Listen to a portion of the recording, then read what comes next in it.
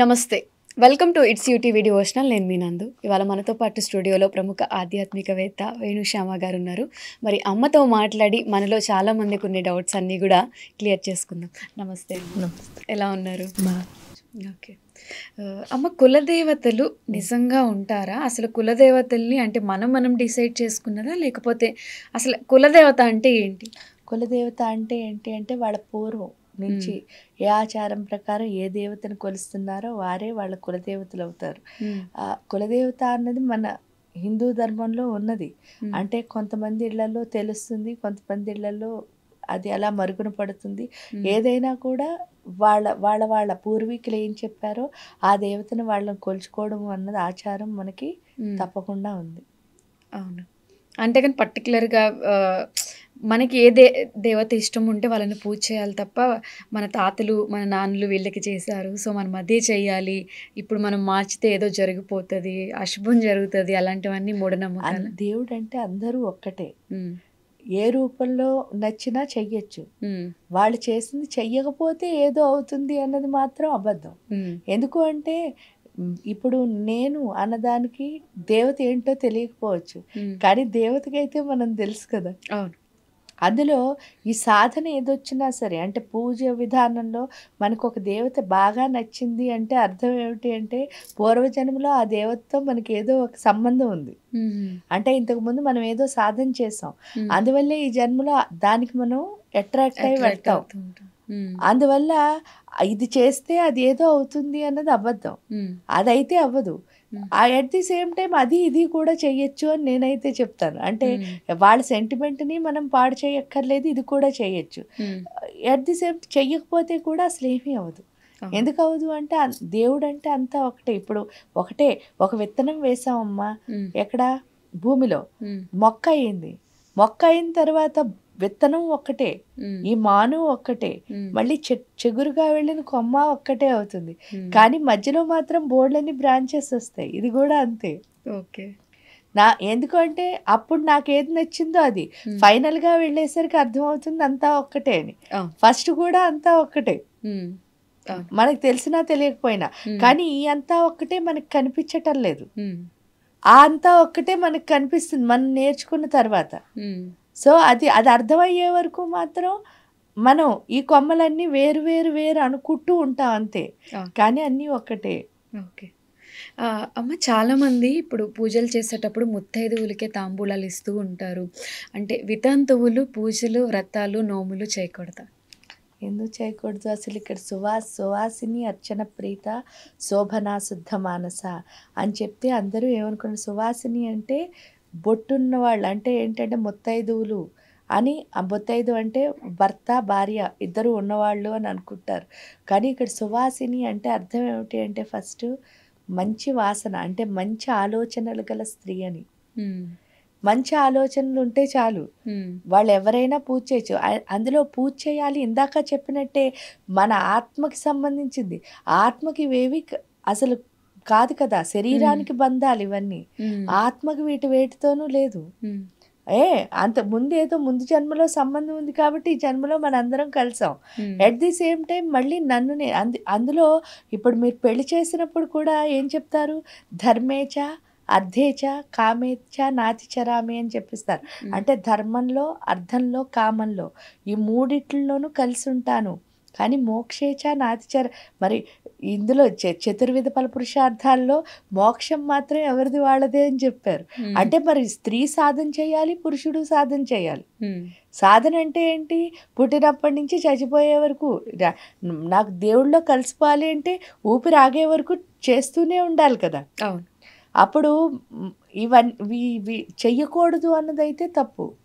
ఎందుకు అని అంటే ఎవరైనా సాధన చేసుకోవచ్చు. ఇక్కడ పూజ చేయడానికి అర్హత అంటే చెయ్యాలని అనిపించడమే, మనస్ఫూర్తిగా నాకు చేయాలని ఉండడమే అర్హత.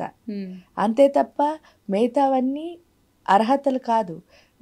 అది అర్థం చేసుకుంటే ఎప్పుడు వాళ్ళని ఏం అనడానికి కూడా లేదు. ఎందుకంటే ఒక రకంగా చెప్పాలి అంటే అది చెప్పడానికే దశమహావిద్యల్లో ధూమావతి అనే ఒక దేవత కూడా ఉంటుంది.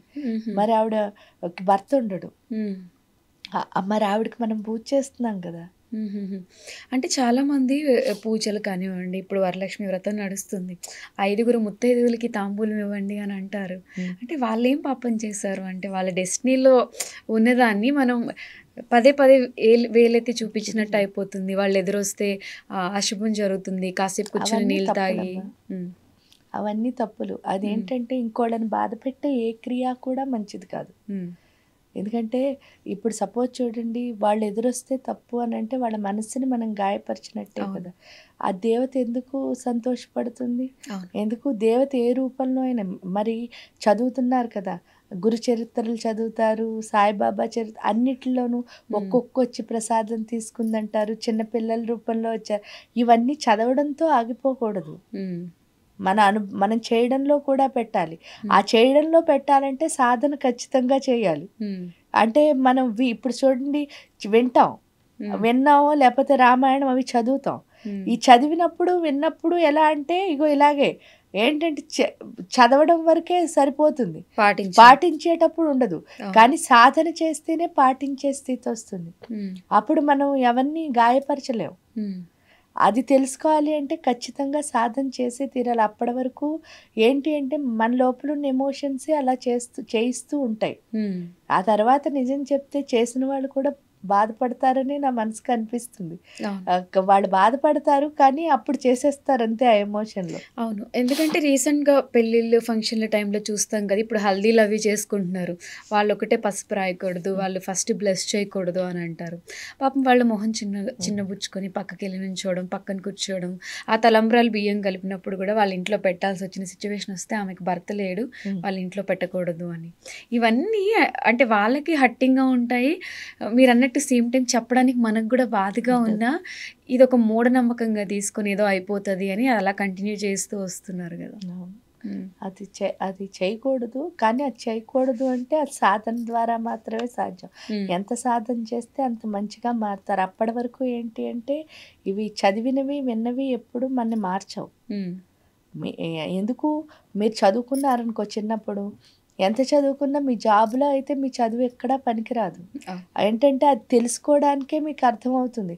మళ్ళీ హ్మ్. జాబ్‌లో మీకొచ్చిన అనుభవమే కరెక్టు. అవును. అప్పుడు మీరు ఈజీగా చేయగలుగుతారు. హ్మ్. అవును. ఇప్పుడు సపోజు ఎలా ఉంటుందంటే యూట్యూబ్‌లో ఒక వీడియో ఉందనుకోండి. హ్మ్. ఆ వీడియో చూసి వంట చేయడం మొదలుపెట్టారు. హ్మ్. వాళ్ళేంటి ఒక ప్రాసెస్ ప్రకారం ఇలా చెయ్యి, అలా చెయ్యి. ఆ స్టెప్పులన్నీ చేస్తూ ఉంటే ఏమవుతుంది మనకి టైము కొంచెం లేట్ అవుతుంది. అవును. అదేమిటో అర్థమైపోయిందనుకోండి. హ్మ్. అప్పుడు మనం ఏం చేస్తాం? ఈజీగా చేయొచ్చు. ఈజీగా హ్మ్. చేసుకుంటాం. అంటే ఆ ఈజీ ఎప్పుడొస్తోంది అంటే మనకది అనుభవంలోకొచ్చినప్పుడే. హ్మ్. అది సాధన ద్వారా మాత్రమే సాధ్యం. అప్పటి వరకు దీన్నేంటి అంటే మనం మార్చాలనుకోవడం వల్ల ఉపయోగం ఏమి లేదు.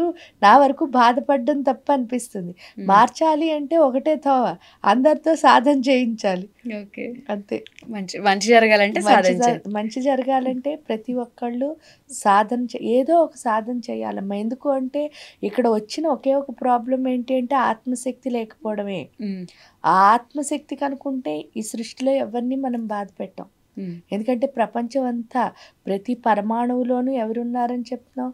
అండపిండ బ్రహ్మాండం అంతా ఆ దేవుడే. అందుకే అవును. అఖిలాండ కోటి బ్రహ్మాండ బ్రహ్మాండ నాయక నాయక. అంటారు. హ్మ్. విశ్వరూపం చూస్తాం. హ్మ్. ఇవన్నీ చెప్పుకోవడానికి ఉండకూడదు. హ్మ్. భక్త కన్నప్పది చాలా మంచి భక్తండి. హ్మ్. ఏంటి అంటే ఆయన ఏం చేశాడు? మాంసం పట్టుకెళ్ళి పెట్టాడు. హ్మ్. నీళ్లు లేకపోతే నోటితో పుక్కిలించి పోసాడు. అంటే అంత భక్తి పారవస్యంతో చేశాడు అని చెప్పడం కాదు. అంత భక్తి పారవస్యం మనకు గూడా ఉండాలి. అని దానర్థం అది. అది. హ్మ్. అంటే చూసి వదిలేయకూడదు. హ్మ్. అది అనుభవంలోకి ఎప్పుడొస్తుంది అంటే మనం చేసినప్పుడే. హ్మ్. మనం సాధన చేయకుండా అనుభవం రాదు. అవును. కాబట్టి ప్రతి ఒక్కళ్ళు అందుకే దీన్ని ఏంటంటే విశ్వగురువు అని పిలుస్తారు భారతదేశాన్ని. హ్మ్. ఎందుకంటే టీచింగ్స్ అన్నీ ఇక్కడే ఉంటాయి. అవును. అవును. టీచర్స్ అందరూ ఇక్కడే ఇక్కడే ఉంటారు. ఉన్నారు. హ్మ్. అందుకని మనం నేర్చుకుని, సాధన చేసి, మన్ని మనం ఎదిగించుకోవడమే కాకుండా, మన ప్రపంచాన్ని కూడా ముందుకు తీసుకెళ్ళడమే ఇక్కడి నుంచి నేర్చుకుంటుంటారు. హ్మ్. అంటే ప్రపంచ దేశాలన్నీ ఇక్కడి నుంచే ఆధారపడి ఉన్నాయి. ఎందుకు అంటే, అన్నిటికంటే జ్ఞానం, శక్తియే ఇంపార్టెంట్. ఇక్కడ సంపాదించాల్సినవి కూడా హ్మ్. ఏమీ లేవు. అవును. సోఫాలు, గిన్నెలు, బట్టలు ఇవి సంపాదించడం వల్ల ఏముంది అంటే, టెంపరరీగా హ్యాపీ అంతే. అవును. పెర్మనెంట్ హ్యాపీనెస్ ఎప్పుడు మన నాలెడ్జ్, మన ఎనర్జీ. అదే లలిత ఉపాసన చెప్తుంది మనకి. కాబట్టి ఎవరైనా సరే ఆ జ్ఞానాన్ని, శక్తిని సంపార్జించాలి అంటే ఏదో ఒక విద్యలో వాళ్ళు ఆరితేరి ఉండాలి. ఆ జ్ఞానం తెచ్చుకోవాలి. అది కూడా ఫ్యాషన్లా తెచ్చుకోకూడదు, ప్యాషన్లా తెచ్చుకోవాలి. ఫ్యాషన్ అంటే ఏంటంటే దానివల్ల నాకేమొస్తుంది, ఇప్పుడు చదువు అదే కదా, అంటే చదువుకుంటాను ఎందుకు అంటే ఉద్యోగం కోసం, ఉద్యోగం ఎందుకు అంటే నేను బాగా సెటిల్ అవ్వడం కోసం, సెటిల్ ఎందుకు అంటే డబ్బులు ఎందుకు అంటే ఇదంతా ఈ జానేడు పొట్ట కోసం అంటారు. జానేడు పొట్ట కోసం ఇంత కష్టం ఎందుకు అసలు? అంటే ఏది దానికోసం చేయట్లేదు ఇక్కడ. ఇంకోటి ఏదో కావాలని ఇచ్చేస్తున్నాం. ఇక్కడ కొంచెం కన్ఫ్యూజన్ ఉంటుంది. రెండోది ఏమిటి అంటే ఎప్పుడు లాభాపేక్ష ఉండకూడదు మనం చేసే పనిలో. ఈ ప్యాషన్లో అలా ఉండదు. ఏంటంటే అదే నా జీవితం. ఎప్పుడు నా జీవితం అయిందో అక్కడ ఏం వస్తుందో ఏం రాలేదో నాకు వద్దు. అన్నిటికంటే నేను బాగున్నాను, హ్యాపీగా ఉన్నాను అంతే. వస్తే వస్తుంది, లేకపోతే లేదు. దాంతో మనకు అసలు సంబంధం ఉండదు. అది ఎప్పుడు వస్తుందో అప్పుడు ఇంకొకళ్ళని ఎవరిని మనం ఏం చేయలేం. ఎందుకంటే ఎవరిని విమర్శించే స్థితిలో చూడండి, చాలామంది ఏంటంటే మీరు చూస్తే బోల్డ్ చోట్ల అక్కర్లేని కామెంట్స్ అన్నీ, లేకపోతే అక్కర్లేని క్వశ్చన్స్, ఇవన్నీ ఎందుకు వస్తాయి అంటే మనలో ఉన్న ఎమోషన్సే. కానీ ఇక్కడికి వచ్చేసరికి ఏమవుతుంది అంటే ఇప్పుడు నన్ను కదా, నేను నా లోపాలను నేను సరిదిద్దుకోవాలి కదా, అప్పుడు ఇంకోటి వైపు చూడడానికి మనకి టైం ఉండదు. సో ఎలా మారుతాను అన్నది ఎవరి చేతిలో ఉందంటే మన చేతిలోనే ఉంది. కాబట్టి మూఢనమ్మకాలు అన్నవి ఏంటి అంటే మనం దేవుడితో ఎప్పుడు ఆత్మ సంబంధం పెట్టుకున్నంతసేపు ఈ మూఢనమ్మకాలకి తావులేదు. ప్లస్ ఎవరిని హర్ట్ చేసేది అసలు మనం కాదు. ఎందుకంటే ఇక్కడ నేర్పిందే ఏంటి, క్షమించు క్షమించు క్షమించు. భూమాత అదే కదా నేర్పిస్తుంది, ఓర్పు క్షమ.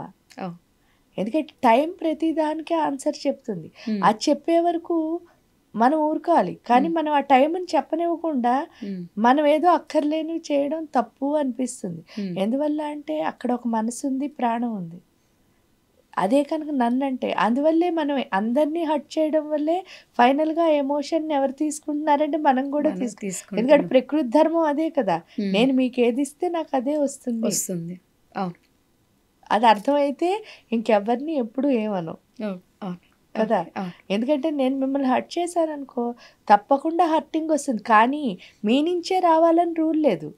ఎందుకు లేదంటే ఇది ఇక్కడ ఉన్నంతసేపు ఏమవుతుంది, లిమిటెడ్. మీ దగ్గరికి వచ్చేసరికి ప్రకృతి. ఎందుకంటే నేను చూసేదంతా నా ప్రకృతి కదా, అప్పుడు ఎటు సైడ్ నుంచి అయినా రావచ్చు, ఎన్ని విధాలుగా అయినా రావచ్చు. ఎందుకు అంటే నేను ఎంత ఎమోషన్తో మీ పైన చేశానో, ఇప్పుడు మీ పేద ఎంత నేను కోపం ప్రకటించానో అది 10 నుంచి రావచ్చు, 100 నుంచి రావచ్చు. ఎందుకు ప్రకృతిలో కలిసేసరికి అది ఎక్స్పాండబుల్, ఇది లిమిటెడ్. కాబట్టి ఇటు సైడ్ నుంచే రావాలని కూడా మనం అయ్యో నేను వీళ్ళు ఏం అనలేదండి అంటారు చాలాసార్లు. నువ్వంటే ఇంకో చోట ఎక్కడో అన్నావు, వాళ్ళు బాధ పెట్టావు. సో అందువల్ల ఏంటి అంటే ఈ సృష్టిలో ఎవరిని బాధ పెట్టకూడదు. ఎందువల్ల సర్వస్వరూపే సర్వేసే సర్వశక్తి సమన్వితే. ఈ సృష్టి అంతా మీరు అలా కూడా చూడకండి. కుంతీదేవి కృష్ణుడిని ఎంతో బాగా ప్రార్థించింది. ఏ పని చేసినా కుంతీదేవి చేతే చేయించేవారు. అప్పటికి పాండురాజు లేడు. మీరు చూస్తే ఇలాంటివన్నీ చూసి మనమే కౌసల్య, సుమిత్ర, కైకేయి వాళ్ళ ముగ్గురిని కూడా వాళ్ళు చాలా బాగా చూసుకున్నారు. దశరథ్ మహారాజు లేనప్పుడే కదా. మరి ఇవన్నీ మనం చూసి ఇంకా శబరి ఆయన్ని ఎంతో బాగా ఆవిడని ఎంతో బాగా చూసుకున్నాడు రాముడు. మరి అంటే గొప్ప అవన్నీ చదువుకోవడానికితో ఆగిపోకూడదు, ఫాలో చేయడం కూడా ఉండాలి. అందుకే ఎప్పుడు ఒకటే లలితా సహస్రం చదవకండి, ఫాలో అవ్వండి. ఎందుకు చదవకండి అని చెప్తాను అని అంటే చదవడం వల్ల ఏం ఉపయోగం లేదు. ఇగో ఇలాగే ఉంటుంది. ఫాలో అయితే ఏమవుతుంది అంటే రాముడు వాళ్ళ మారుతాం. ఎందుకు మారాలండి అంటారు. చిన్న స్వార్థం ఉంటుంది ఇక్కడ. ఆ స్వార్థం ఏమిటి అంటే దశరథ మహారాజు అని ఒక రాజు ఉన్నారమ్మా. ఆ రాజుగారు ఏంటి అంటే ఆ కాలంలో చాలా గొప్ప రాజు అయి ఉండొచ్చు. కానీ ఈ రోజు వరకు మనం గుర్తుపెట్టుకున్నామంటే ఆ దశరథ మహారాజుని కానీ, కౌసల్యని కానీ, సుమిత్రని కానీ, కైకేయిని కానీ. ఎందుకు అని అంటే రాముడు లాంటి ఒక గొప్ప కొడుకు పుట్టాడు కాబట్టి. అంతేనా? అంటే ఈ 100 సంవత్సరాల తర్వాత ఈ శరీరం ఎలాగో వెళ్ళిపోతుంది. కానీ మన నెక్స్ట్ జనరేషన్ బాగుంటేనే మనం ఎప్పుడూ బతికుంటాము. అది ఆ స్టోరీయే ఉదాహరణ. అవును. అంటే మనం ఎవరిని బెస్ట్‌గా తయారు చేసుకోవాలి? Next next generation. జనరేషన్‌ని. చేసుకోవాలి అంటే రాముడు వాళ్ళ నాన్న చెప్పిన మాట విన్నాడు. హ్మ్. ఇప్పుడు సపోజ్ కైకొచ్చి అడిగింది. హ్మ్. అడిగితే వాళ్ళ నాన్న ఏదో మాట ఇచ్చారు. ఆయన ఒప్పేసుకున్నారు. హ్మ్. కానీ రాముడు విన్నాడు అంటే కౌసల్య ఎంత గొప్పగా చెప్పుంటే రాముడు ఆయన మాట వినుంటాడు. అవును. అంతేకాని కైకి చెప్పింది నువ్వెందుకురా చెయ్యాలి అని వాళ్ళ అమ్మ అనుంటే హ్మ్. ఆయన అడవికి వెళ్తాడా? లేదు. అంటే అంత గొప్ప విలువలిచ్చే పేరెంట్స్ కూడా ఉన్నట్టే కదా! హ్మ్. ఆ విలువ వాళ్ళిచ్చారు. వీళ్ళు దాన్ని ముందుకు తీసుకెళ్లారు. హ్మ్. కాబట్టి బోలెడంత కాలం ఇప్పటి వరకు బతికున్నారు వాళ్ళు. అవును. అంటే మనం చచ్చిపోయినా బతికుండాలి అంటే, మన నెక్స్ట్ జనరేషన్ బాగాలి అంటే, ఫస్ట్ ఎవరు మారాలి అంటే మనమే మారాలి. అవును. అందుకే నేను మారితేనే నా ప్రపంచం మారుతుంది. మారుతుంది.